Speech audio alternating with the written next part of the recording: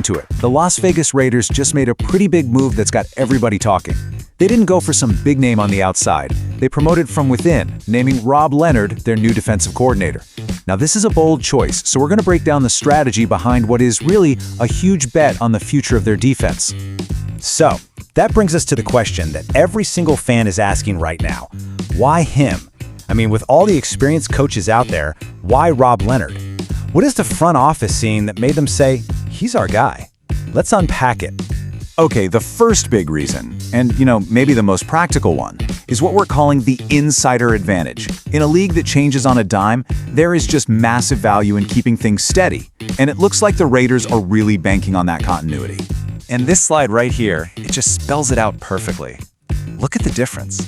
An outside hire, they need months, literally months to get up to speed, learning the playbook, the culture, every player's name. But Leonard, he's ready to go on day one. He already knows the locker room, he knows the system, and maybe most important of all, he already has their trust. In the NFL, that kind of head start is just priceless. Now for the next point, and honestly, this could be the biggest reason of them all. You simply cannot talk about the Raiders' defense without talking about its superstar, Maxx Crosby.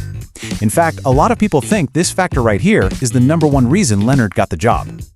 Let's be real, Maxx Crosby isn't just another great player. The guy is the heart and soul of this Raiders defense. His motor never stops. He's one of the most ferocious, most disruptive pass rushers in the entire league. His impact goes so far beyond just the numbers on a stat sheet.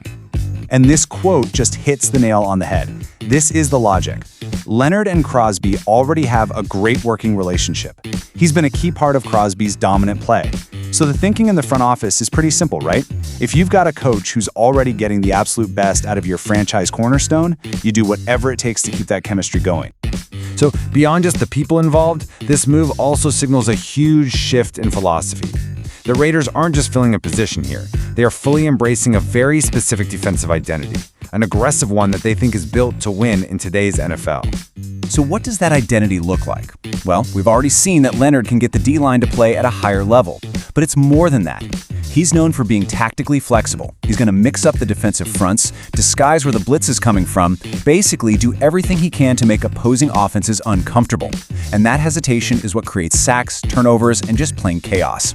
And all of this fits into a much bigger picture. Just think about it for a second. If the Raiders go out and draft a rookie quarterback, that offense is going to need some time to gel. So what's the best way to support a young QB? You build a nasty, aggressive defense that can win you some games on its own. This hire feels like a foundational piece of that exact plan. But, of course, no big move like this comes without some serious risk. Let's be real.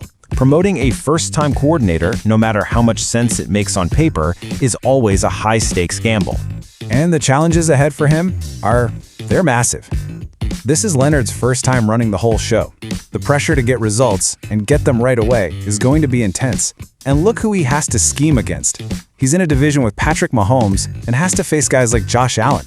The learning curve doesn't get any steeper than that. So, when you boil it all down, there are really only two ways this can go. Best case scenario, Leonard is a natural. He becomes one of the next great coaching minds, and the Raiders' defense becomes a truly elite unit. But the worst case scenario, the pressure's too much, the defense struggles, and the team has to hit the reset button all over again in a year or two. So when you put all these pieces together, you start to see that this decision, it's so much more than just filling a job opening.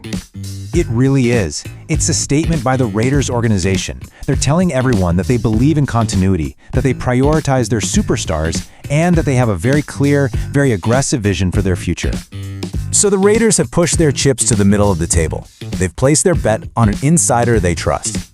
And now, we're all left with that one huge question. Will this gamble actually pay off?